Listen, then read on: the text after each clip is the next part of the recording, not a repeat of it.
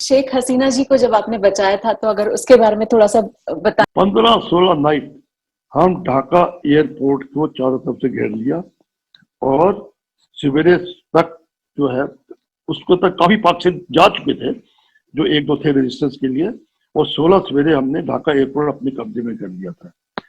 16 दोपहर को 4 बजे पाकिस्तान आर्मी ने इंडियन आर्मी और बांग्लादेश आर्मी के नीचे सरेंडर कर दिया था।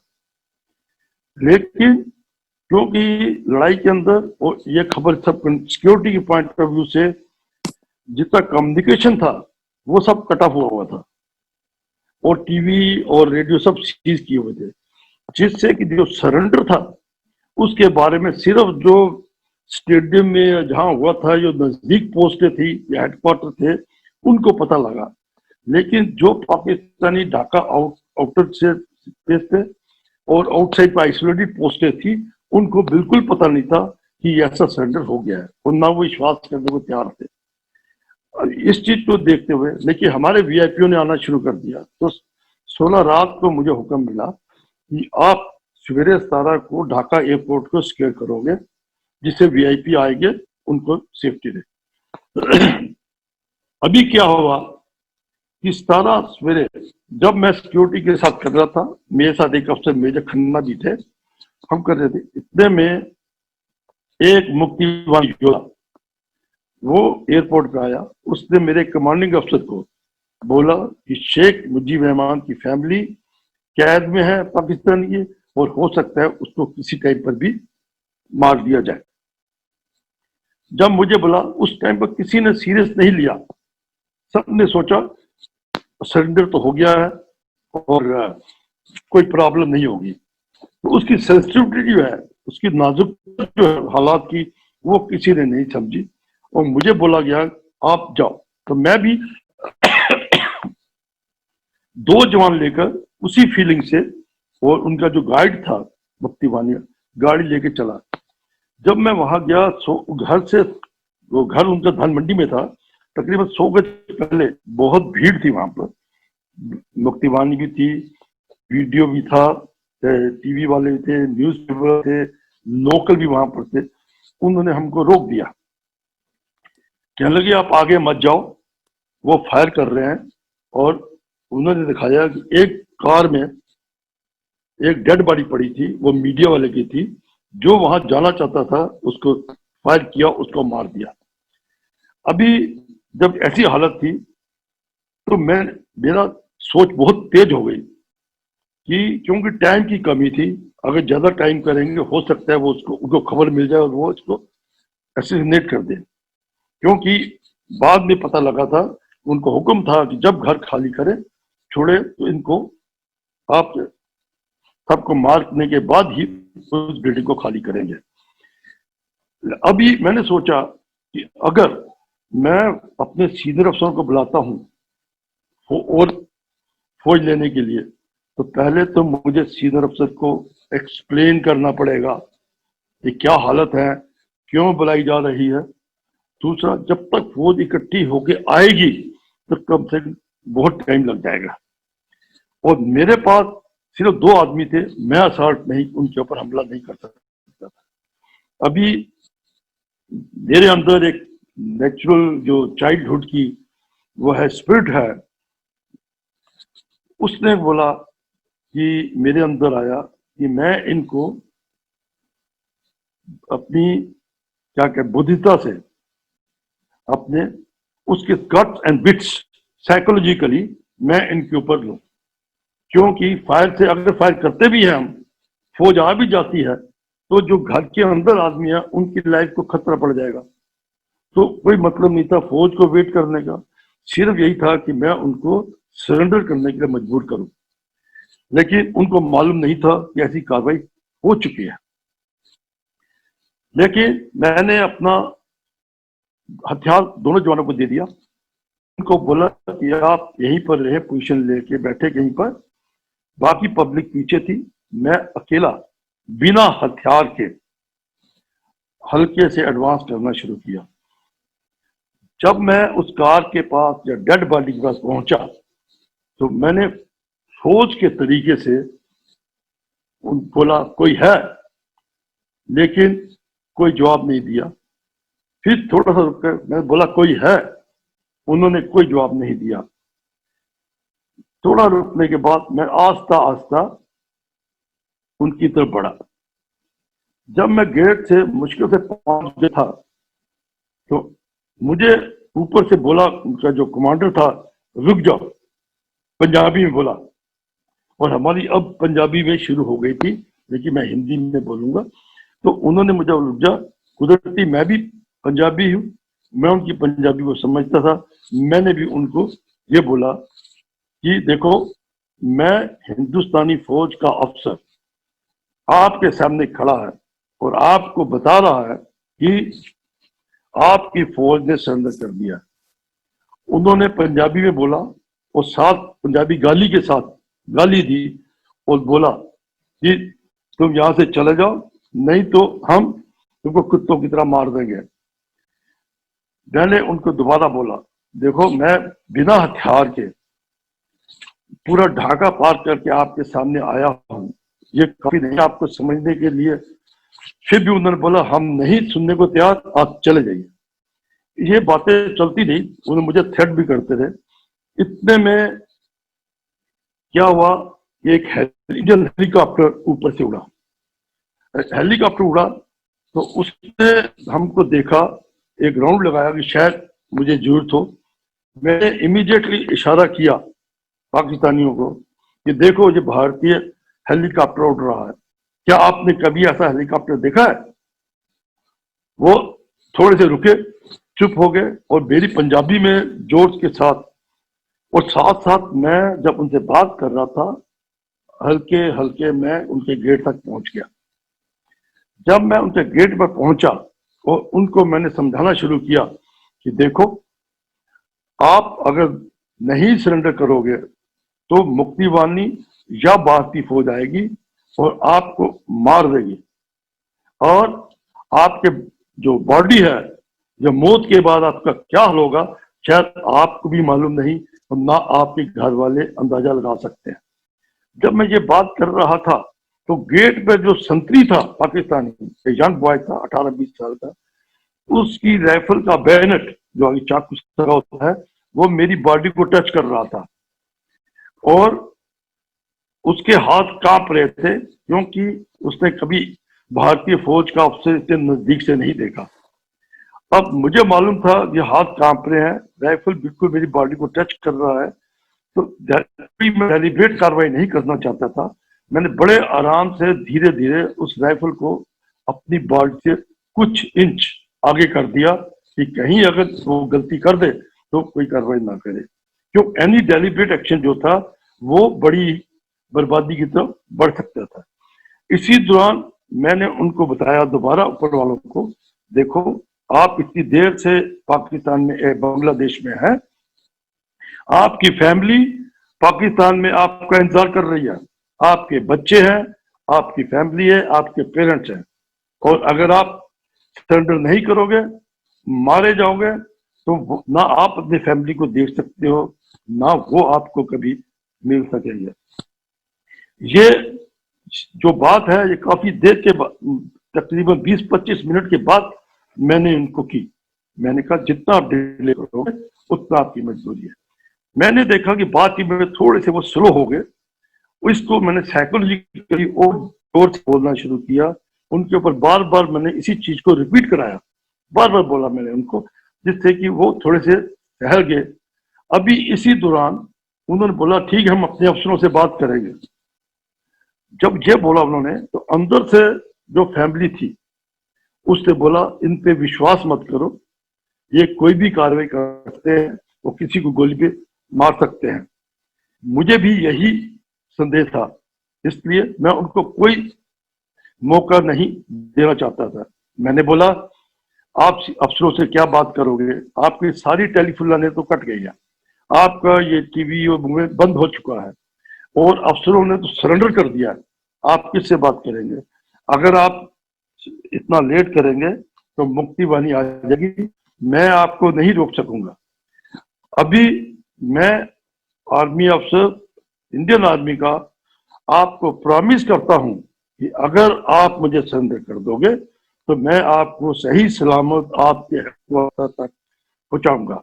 इस पे थोड़ा और जोर डालने के लिए उनका साइकोलॉजिकली मैंने बोला, जब आप हेडक्वार्टर पहुंच जाओगे तब आप पाकिस्तान जा सकते हैं, अपनी फैमिली को मिल सकते हैं, नहीं तो यहीं पर ही आप खत्म हो जाएंगे और कोई किसी से मिल नहीं सकेगा और आप शायद खुदा के पास भी ना जा सके, मरने के बाद क्या हाल हो। Word to that effect. तो क्या हुआ कि जब ये हुआ तो वो तैयार हो गए सरेंडर करने के लिए। जब मैंने दोबारा रिपीट किया इसी चीज को कि मैं आर्मी अफसर आपको प्रॉमिस करता हूँ, तो उन्होंने पंजाबी बोला ठीक है हम नीचे आ रहे हैं। अभी क्योंकि हथियार सारे उनके लोडेड थे, जब मैं बातें कर रहा था, उनके कमांडर ने अपने उन संतियों को बोला था कि आप हथियार को लोड कर लो पंजाबी में, जिससे कि अगर फायर करना पड़े। तो ड्यूरिंग दैट टाइम आल्सो, उस दौरान में उन्होंने एक राउंड फायर किया था पब्लिक की तरफ जो कोठ छत के ऊपर थी, क्यों, मुझे डराने के लिए। लेकिन जब उन्होंने देखा मैं इसकी परवाह नहीं कर रहा तो वो थोड़े से रुक गए थे। जब वो नीचे आने को तैयार हुए उस टाइम पर मैंने उनको बोला अपने हथियार जहां रहे उनके वही रहने दो और आओ। उन्होंने हथियार वही छोड़े और नीचे आ गए। नीचे आए, जब तक मीडिया के लोग उससे वहां पर घर पहुंच गए, मैंने घर का दरवाजा खोला और उसमें से सबसे पहले मिसिस शेख रहमान आई और उन्होंने मुझे गले में लगा लिया, कहने लगे आपको खुदा ने भेजा है हमें बचाने के लिए, आप मेरे बेटे समान हो। और उसी तरह बाकी फैमिली में थे। आज की जो प्राइम मिनिस्टर है शेख हसीना वो थी, उनकी छोटी बहन रेहाना थी, उनका छोटा भाई वो था, और शेख हसीना का 3 महीने का बच्चा था, लड़का वो था, और एक रिश्तेदार और था। इनको उन्होंने सिर्फ बिस्किट और कैसे लाइट खाने पे रखते थे।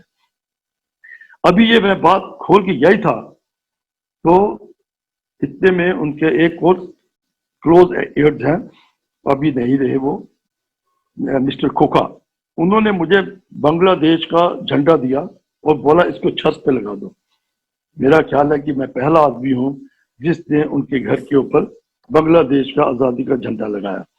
वहां ऊपर गया, बांग्लादेश का लगाया, पाकिस्तान का मैंने नीचे फेंका। जब मैंने नीचे फेंका तो जो मिसिज मेजरमान थी उन्होंने झंडे के ऊपर पाँव रखा और बोला जय बांग्ला। उस बाकी सब ने बोला जय बांग्ला। मैं नीचे आया, अभी मीडिया आ गए थे, उन्होंने भी इंटरव्यू लेना शुरू करना था। इसी दौरान उन्होंने बताया मुझे कि जब आपने उन पाकिस्तान सरेंडर कराया, उनके कमांडर ने बोला ये पंजाबी के अंदर, ये इंसान बेखौफ है, ये आज तक नहीं देखा। क्योंकि मेरे और उनके अंदर जो छत सिंगल स्टोरी मकान में 200 गज का मकान मोस्ट प्रॉब्ली, और जहां वो बंकर था एक छत पर, 2 थे छत पे, एक बंकर जो मेरी तरफ था, मेरे उसके अंदर मेरे ख्याल तक मैक्सिमम 20 गज या 25 गज का फर्क होगा जो एमएमजी मेरी तरफ थी, और जो राइफल मुझे टच कर रही थी वो दूसरे बंकर में भी था। तो वो करने के बाद फिर मैंने उसको आजाद कराया, जब लोग आए और उनकी सिक्योरिटी का जिम्मेदारी मुझे दी गई और कुछ दिन तक मैं रहा। इतने में बांग्लादेश की जो है सिक्योरिटी जो है वो आ गई, लेकिन मुझे हुक्म था कि आप रोज इनके जाएंगे और इनका वेलफेयर देखेंगे। ये उस दिन की जो दादी की बात है। अभी क्या हुआ, कुछ दिन के बाद मुझे शेख मुजीब रहमान जो पाकिस्तान में कैद थे उनको पाकिस्तान ने आजाद कराया, लेकिन वो पहले इंग्लैंड गए, इंडिया आए, फिर बांग्लादेश आए। कोई उनके वो डायरेक्ट नहीं आना चाहते थे किसी वजह से। तो जब मैं उधर ही था, मेरी बटालियन को हुक्म मिला मिजोरम वापस जाने के लिए, मुझे रोक दिया गया क्योंकि शेख मुजीब रहमान ने मैसेज दिया कि वो मुझे मिलना चाहते हैं क्योंकि मैंने उनकी फैमिली को बचाया। तो अभी क्या हुआ, कुछ दिन के बाद मिसेज शेख रहमान ने मुझे बुलाया और उन्होंने एक घड़ी रिस्ट वॉच मुझे एज ए गिफ्ट प्रेजेंट की मेमोरी के लिए। गाड़ी था टिस्टो, TISSOT, रिस्ट वॉच टिस्टो थी। इसके बाद जो उनके बाद बाकी कार्रवाई थी वो मैंने की। अब 10 जनवरी को मैं रह गया, मुझे रखा गया एमएलए क्वार्टर्स के अंदर। 10 जनवरी को जो शेख मुजीब रहमान बांग्लादेश आए ढाका, और 12 जनवरी को उन्होंने मुझे घर पे बुलाया। उन्होंने बुलाया, ब्रेकफास्ट मुझे खिलाया, 7 बजे खाया, और उन्होंने बहुत मेरा शुक्रिया किया कि मैं उनकी फैमिली को बचाया। और किस तरीके से बचाया वो बोले कि मैं इसका जो है सोच भी नहीं सकता, क्योंकि मैंने सोचा था कि शायद मेरी फैमिली ना बचे। और इस बार भी मुझे एक बार और बुलाया गया, एक आध और बुलाया मुझे, और जाने के बाद फिर मुझे 20 जनवरी को मिला कि आप जा सकते हैं। तो 20 जनवरी को जाने से पहले 19 जनवरी को 72 में मुझे फैमिली ने खाने पे बुलाया, और सवेरे जो मिस्टर खोखा थे वो एक बुके लेके आए मुझे सी ऑफ करने के लिए। उस टाइम पर हमको एयरफोर्स एरोप्लेन से कलकत्ता जाना पड़ता था, और उसके बाद जो है सिविल एयरलाइन या railway by rail you have to go. वो 20 जनवरी को मैंने ढाका छोड़ के फिर हिंदुस्तान में आया, और 21 जनवरी को मैं अपने घर पहुंचा और मेरी वाइफ को मिला।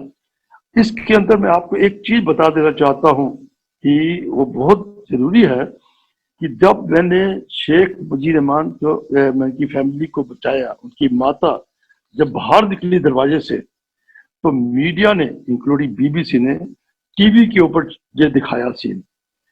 जब ये टीवी पे सीन दिखाया गया तो मेरे पेरेंट्स जो दिल्ली में रजौरी गार्डन रहते हैं, तो हमारे एक पड़ोसी जो प्रोफेसर थे, मेरे दोस्त थे, वो आए और बोले मेरे पेरेंट्स को कि आप टीवी खोलिए, अशोक की खबर है। ये नहीं बताया कि क्या बात है। उन्होंने टीवी ऑन किया। जब टीवी ऑन किया तो सारे घबराए हुए थे, मम्मी डैडी और मेरी वाइफ जो न्यू थी मैरिड, और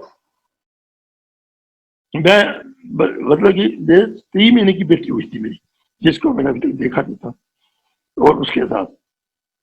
और जब उन्होंने देखा, जब उन्होंने इस चीज को देखा, तो आप इमेजिन कर सकते हैं मेरी वाइफ की फीलिंग, मेरे पेरेंट्स की मेंबर की फीलिंग।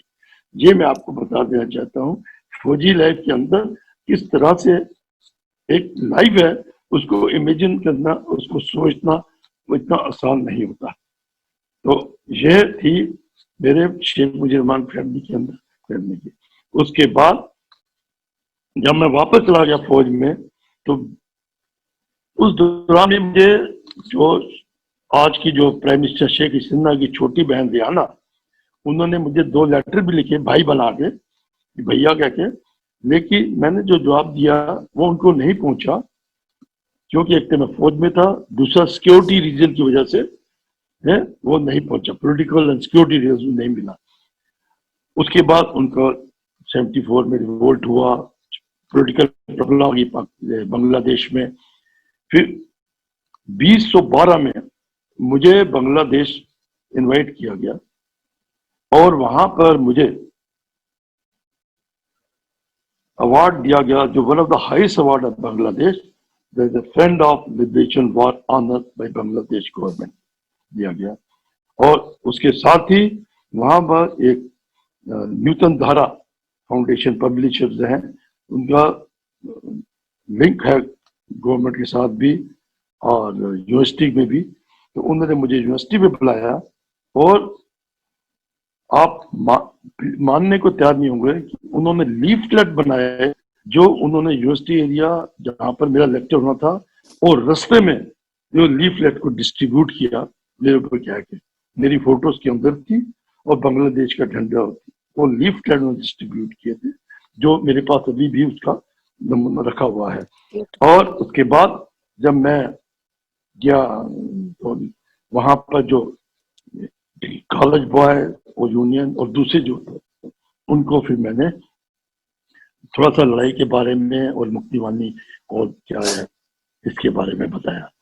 और 212 के बाद फिर मैं जब वापस आया, और बीच में ये मेरी वाइफ भी साथ थी मेरे। प्रधानमंत्री ने अपने घर पे बुलाया था, ऑफिशियल नहीं, रेजिडेंस के अंदर मुझे वाइफ को बुलाया और उन्होंने यही बात रिपीट की, कैसे मैंने बचाया, कैसे किया। ये करने के बाद फिर मैंने स्पेशल परमिशन ली और जो गंगा सागर रेलवे स्टेशन जहां हमने अटैक किया था वहां पर जाने के लिए, तो उन्होंने स्पेशल परमिशन दी और मैं सवेरे निकला, वहां पर गया। वहां के एमएलए एमपी आए हुए थे, उन्हें रिसीव किया, उनको डिसाइड किया। तो शाम को मैं गंगा सागर रेलवे स्टेशन देख के वापस ढाका आया। तो नेक्स्ट डे 23 अक्टूबर को मैं आ गया था। अब ये था 2012 की बात। अभी बीच में उन्होंने विजिट की, मैं उनको मिल नहीं सका। Prime minister wanted to meet, मैं आउट ऑफ दिल्ली था, वो मेरी मीटिंग नहीं हुई। अब जो भी फंक्शन होता है एम्बेसी में वो बुलाते हैं। अभी जो बहुत ही इंपॉर्टेंट चीज हुई वो हुई 8 अप्रैल 2017 को, जब शेख हसीना दिल्ली में आई ऑफिशियल के ऊपर। जो मार्टियर्स थे उनको सम्मान देने के लिए उन्होंने खास प्रोग्राम बनाया था और बाकी कार्रवाई ऑफिशियल थी। तो 17 तारीख को मुझे बोला गया कि 18 तारीख सवेरे आप मानकशाह हॉल में आइए। वहां पर फौजी, सर्विसमैन, रिटायर्ड फौजी, पॉलिटिशियन, एम्बेसडर और जो ब्यूरोक्रेट्स हैं, they would be coming. Defence minister, foreign minister, प्रधानमंत्री और शेख हसीना साहब। तो मुझे मालूम नहीं था। जब मैं वहां गया तो उन्होंने मेरा गाड़ी नंबर सब पूछा सिक्योरिटी रीजन से, लेकिन ये नहीं बताया कि क्या किस पर्पज से बुलाया। वहां तकरीबन 1,500-2 हजार आदमी होगा उस हाल के अंदर। जब मैं आया बैठा, एक मेजर साहब आए, बोला आपको आगे बैठना है क्योंकि प्राइम मिनिस्टर शेख हसीना आपसे मिलना चाहती है। मैं था मेरी वाइफ के साथ। अभी मैं गया, उन्होंने एक और अफसर आया, जनरल साहब, कहते नहीं आप बिल्कुल आगे बैठिए इसी सीट के ऊपर, क्योंकि फिर आपको वहां पर जाने में आसानी को मिलने के लिए। अभी मैं बैठा ही था, इतने में आया कि जो आपको जो है बाहर आइए मिलने के लिए। मैं और मेरी वाइफ बाहर निकले, उधर से शेख हसीना और मोदी जी आए। आते ही शेख हसीना ने हाथ मिलाया, वो बहुत खुश हुई। तो मोदी जी ने यहां तक बोला कि आपको देख कर ये बहुत खुश हो रही है। तो शेख हसीना जी ने मोदी जी को बताया ये पूरी कार्रवाई कैसे घर के सामने मैं खड़ा रहा, उन्हें एक्शन के साथ बताया, ये वीडियो में है, एक्शन के साथ बनाया और सब कुछ बताया। वहां मेरी फोटो लगी थी, वहां जो उन्होंने लगा रखी थी उसने इंडिकेट किया कि ये इंडिकेट किया कि ये फोटो जो है ये मेरी है, उनकी माता जो मुझे घड़ी दे रही है वो फोटो, वो उनके नेशनल म्यूजियम के बांग्लादेश में भी है। तो जब मैं आया तो मोदी जी बहुत खुश थे। उन्होंने फिर मुझे बुलाया और एक फोटो थी जो उन्होंने दिखाई थी, उसके ऊपर खड़ा रखे, उंगली रख के उन्होंने ब्रीफ किया अपने फोटोग्राफर को कि आप हमारी सबकी फोटो ले। जब हम बता रहा था मैं आपको कि जब हम आए तो शेख हसीना ने उनको बताया कैसे करना है, क्या नहीं करना, कि कैसे कर रहे थे हम। तो मोदी जी ने मुझे बुलाकर जो फोटो के लिए डायरेक्शन दिया, वो ये फोटो है जो आपको दिखाया जा रहा हूँ। ओह मेरी लवली। वाइफ और माई वाइफ और प्राइम मिनिस्टर शेख हसीना, मोदी जी और मेरी वाइफ, देखिए ऐसे है। ओह ठीक ग्रेट, है, ग्रेट। हाँ ऐसे ठीक है। जी कैन बिल्कुल यू सी इट? बिल्कुल। या I can, so proud of you. हाँ, ओके। नाउ इसके बाद क्या हुआ कि फोटो खींचने के बाद वो स्टेज चले गए, मैं जहां बैठने था आगे बैठ गया। जब ये कार्रवाई हुई, पहले तो शेख हसीना ने जो बोलना था बोला, वहां पर डिफेंस मिनिस्टर, हमारे फलां मिनिस्टर बैठे हुए थे। फिर मोदी जी ने बोला। जब मोदी जी ने बोलना शुरू किया तो मुझे उम्मीद नहीं थी सपने के अंदर भी कि मोदी जी ऐसा बोलेंगे। बोलते हुए मोदी जी ने बताया कि मेरा नाम लिया कि यहाँ पर अशोक तारा बैठे हैं, जिन्होंने शेख हसीना उनकी फैमिली को बचाया था, उनको बुलाया गया है और मुझे उन्हें कहा अशोक ऐसे मतलब खड़ा हो जा। मैं खड़ा हुआ लोगों को आइडेंटिफाई करने आने के लिए कि ये वो अफसर है और इसको देखने के लिए हमने बुलाया गया और क्या इन्होंने कार्रवाई की, जान पे करके कैसे इनकी फैमिली को बचाया, और इनकी फोटो बाहर लगी हुई है, आप जाके देख सकते हैं। तो इस प्रकार की फोटो है और ऐसी कार्रवाई हुई। उसके बाद जो है जब प्रोग्राम खत्म हो गया, टी प्रोग्राम के टाइम पर हमको चाय पीने का मौका नहीं मिला। बांग्लादेश के काफी लोग थे और हिंदी के मीडिया के थे। दूसरे अगर आपको सच बताएं, सबसे आखिर में मैं निकला था, वो एक गिलास पानी पीने के बाद मैं और मेरी वाइफ, वो चाय पीने का नहीं मौका। अरे बाप रे। चला। तो उसके बाद जो है अब मेरी कॉन्फ्रेंस थोड़ी उनसे रहती है। That's really nice. सर एक रिक्वेस्ट है आपसे कि आपके जो पिक्चर्स हैं शेख हसीना जी के साथ, ये अगर आप मुझे व्हाट्सएप कर देंगे तो that will be really nice, so we can during edit we can put those pictures and WhatsApp में। हाँ जी व्हाट्सएप चाहिए आपको। सर आपके पास एक तो ये शेख हसीना जी वाला, एक वो पुराना आपका जो शेख हसीना जी के फैमिली के साथ है, और एक दो और उस टाइम वाले अगर आप भेज देंगे तो that will be really nice. तो देखता मेरे पास जो भी है, जो मैं व्हाट्सएप में मैं जो भी है, एक तो ये भी भेज दूंगा और दूसरा वीडियो भेजूं जो उन्होंने वीडियो है तो भी बोला था। सर चलेगा। क्या वो आपका खुद के कैमरे से है क्या? नहीं, वो 5 मिनट का वीडियो है। हाँ। बाकी मैंने जो बड़ा वीडियो काट दिया है, सिर्फ हाँ। वो वीडियो है जिसमें शेख हसीना इनको ब्रीफ कर रही है मोदी जी को कि कैसे इन्होंने दुश्मन को फेस किया, और ये फोटो जो खिंचाई इन्होंने, इसके बाद वो 1 मिनट का जो मोदी जी मेरे लिए बोले थे। सर तो ये आपके कैमरे से है क्या? ये आपके कैमरे से है क्या? नहीं, ये मेरे कैमरे की दूसरे कैमरे, मेरे पास है वीडियो, तो मैं आपको दे दूंगा, कैमरे से दूंगा, कैमरे से दूंगा। हाँ मैं भेज दूंगा, कैमरे के साथ भेज दूंगा। चलेगा, क्योंकि सर होता ये है कि जब आप किसी और का वीडियो लगाते हैं तो कुछ लीगल प्रॉब्लम्स हो सकती हैं, लेकिन अगर ये आपके कैमरे या आपके किसी दोस्त के कैमरे का हो तो प्रॉब्लम फिर हमें नहीं आती है। That is only. टेप नहीं हो रहा ना, जो मुझसे बात के टेप तो नहीं हो रहा ना, ये रिकॉर्ड में तो नहीं आ रहा जो। अच्छा देखिए, ऐसा है, there is no legal problem here in India के अंदर, सब लीगल इलीगल सब कुछ है, एवरीथिंग इज लीगल। चलिए sir, it was really nice talking. In fact बात करते करते मैं खुद भी इमोशनल हो रही थी, तो वी आर सो प्राउड। मेरे आंखों में टीयर्स आते थे because of this thing, and my great hats off to my wife. I always tell her it is you, because of you only I got everything. Even now there are books, people are writing books on me, and Bangladesh people also writing something like that. Wow. The number of invitation, magazines, and also it is. I always give credit to my wife because her blessing I am getting all the honor. This is my feeling.